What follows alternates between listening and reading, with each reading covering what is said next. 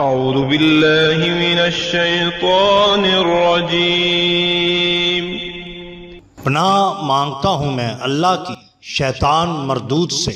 بسم اللہ الرحمن الرحیم۔ شروع اللہ کے نام سے جو بڑا مہربان نہایت رحم والا ہے۔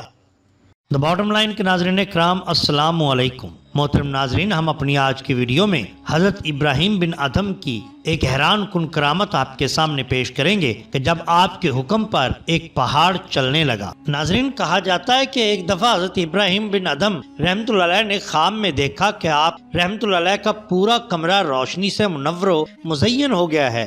آپ رحمت اللہ نے دیکھا کہ اس روشنی میں ایک فرشتہ بغل میں ایک نورانی کتاب لیے ہوئے کھڑا ہے۔ آپ رحمت اللہ علیہ نے اس سے پوچھا، اس کتاب میں کیا لکھا ہے؟ فرشتے نے کہا، جناب علی، اس کتاب میں ان افراد کے نام درج ہیں جو اللہ تعالیٰ سے محبت کرتے ہیں۔ حضرت ابراہیم بن ادھم رحمۃ اللہ علیہ نے فرشتے سے پوچھا، کیا میرا نام بھی اس کتاب کی فہرست میں کہیں موجود ہے؟ اس فرشتے نے کتاب کھولی اور اس کا ورق اور صفحہ در صفحہ چھان مارا، مگر حضرت ابراہیم بن ادھم کا نام کہیں نہ ملا۔ اس پر حضرت ابراہیم بن ادھم رحمۃ اللہ علیہ نے اس فرشتہ سے کہا، میرا نام اس فہرست میں لکھ لو جو خدا کے بندوں سے پیار کرتے ہیں اور ان کے کام آتے ہیں، ان کے دکھ سکھ میں ان کے ساتھی ہوتے ہیں۔ فرشتے نے کچھ لکھا اور غائب ہو گیا۔ اگلی رات وہی فرشتہ پھر دوبارہ آیا۔ اس کے ہاتھ میں اب کی بار ایک سنہری کتاب تھی۔ حضرت ابراہیم بن ادھم رحمۃ اللہ علیہ کے کمرے میں چہار جانب روشنی پھیل گئی۔ آپ رحمۃ اللہ علیہ نے اس فرشتے سے دریافت کیا کہ اس کتاب میں کیا درج ہے؟ اس فرشتے نے بتایا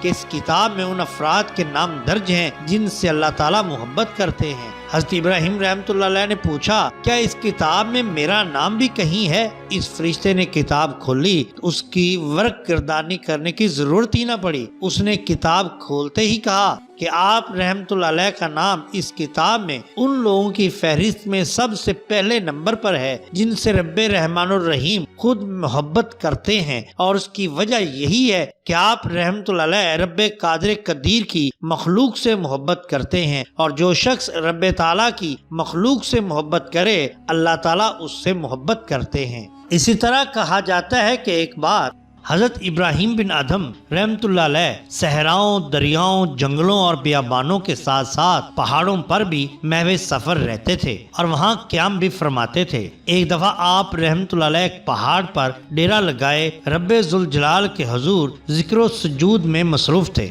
اتنے میں آپ رحمت اللہ علیہ نے کسی کے آنے کی آہٹ سنی۔ آپ رحمت اللہ علیہ عبادت اور ریاضت سے فارغ ہوئے تو آپ رحمت اللہ علیہ نے مڑ کر دیکھا تو ایک شخص آپ رحمت اللہ علیہ سے ملنے کی خواہش لے کر بڑی دور سے آپ رحمت اللہ علیہ کی تلاش میں آیا تھا۔ آپ رحمت اللہ علیہ نے اس سے پوچھا، میاں اللہ تم پر اپنے فضل و کرم کی بارش فرمائے، یہ بتاؤ کہ میں آپ کی کیا خدمت کر سکتا ہوں؟ اس شخص نے کہا، یا حضرت رحمت اللہ علیہ، میں کسی قسم کی خدمت آپ رحمت اللہ علیہ سے لینے نہیں آیا، میں تو صرف نیاز مندی کی خاطر حاضر ہوا ہوں۔ آپ رحمت اللہ علیہ کے پاس اس وقت جو کچھ کھانے کو تھا آپ رحمت اللہ علیہ نے اسے پیش کر دیا، مگر اس نے بتایا کہ وہ زیادہ راہ ساتھ لایا ہے اور اسے کسی قسم کی حاجت نہیں ہے۔ آپ رحمت اللہ علیہ نے ایک بار پھر اسے یہی سوال دہرایا، میاں بتاؤ میں آپ کے کس کام آ سکتا ہوں؟ اس نے کہا، آپ رحمت اللہ علیہ اگر بار بار پوچھ رہے ہیں تو پھر مجھے ایک سوال کرنے کی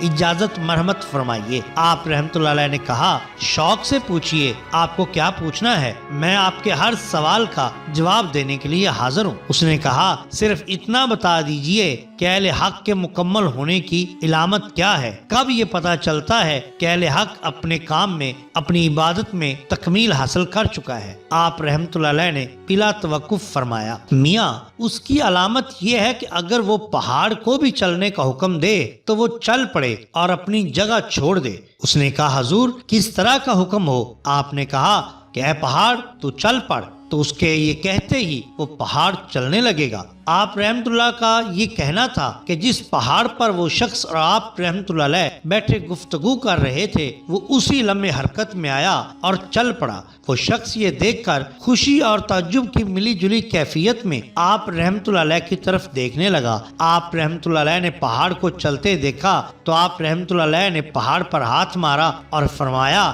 اے پہاڑ، میں نے تجھے چلنے کو کب کہا ہے؟ میں نے تو صرف مثال دی ہے، اس لیے تو رک جا۔ اس پر پہاڑ وہیں رک گیا اور وہ شخص اہل حق کی تکمیل کے عملی مظاہرہ کا بچشم خود نظارہ کرنے کے بعد دعائیں لیتا ہوا وہاں سے رخصت ہو گیا۔ اس لیے کہا جاتا ہے کہ بے شک اللہ تبارک و تعالی ہر چیز پر قادر ہے اور ہمیں اس کا ہر حال میں شکر ادا کرنا چاہیے۔